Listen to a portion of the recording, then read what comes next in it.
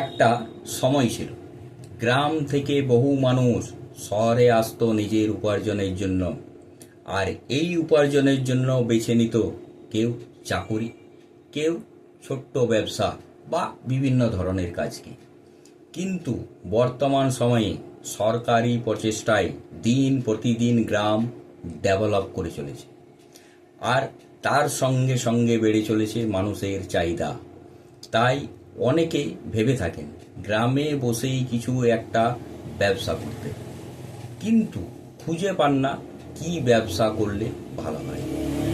এই শিক্ষামূলক আলোচনায় আমি বাদল বিডি লার্নিংয়ে আপনাদের স্বাগত। যারা চ্যানেলটি নতুন দেখছেন এবং যারা এখনও পর্যন্ত সাবস্ক্রাইব করেননি অবশ্যই করবেন, এবং ভিডিও ভালো লাগলে লাইক এবং শেয়ার করতে ভুলবেন না। গ্রামে বসে লোকাল চাহিদা অনুযায়ী এমন কি কি ব্যবসা করা যেতে পারে যাতে কম পুঁজির সাথে সাথে লাভজনক হতে পারে, এমনি কিছু ব্যবসা সম্বন্ধে আলোচনা করা যাক।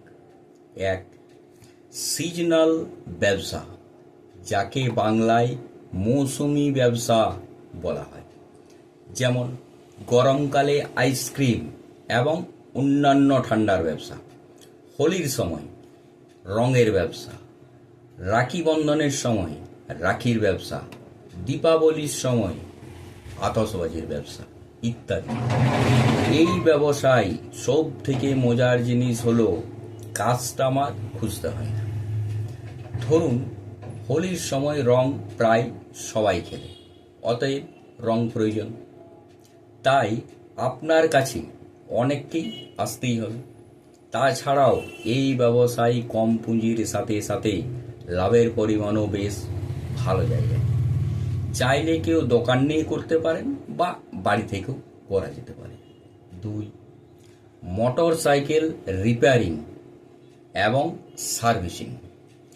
এখন শহরের মতোই গ্রামেও প্রায় প্রত্যেক বাড়িতেই বাইক, স্কুটি খুঁজে পাবেন, আর গাড়ি ব্যবহার করলেই তার মেরামত হওয়াও স্বাভাবিক।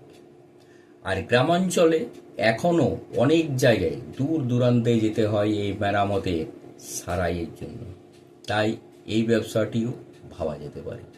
3, ট্যুর অ্যান্ড ট্রাভেল এজেন্ট।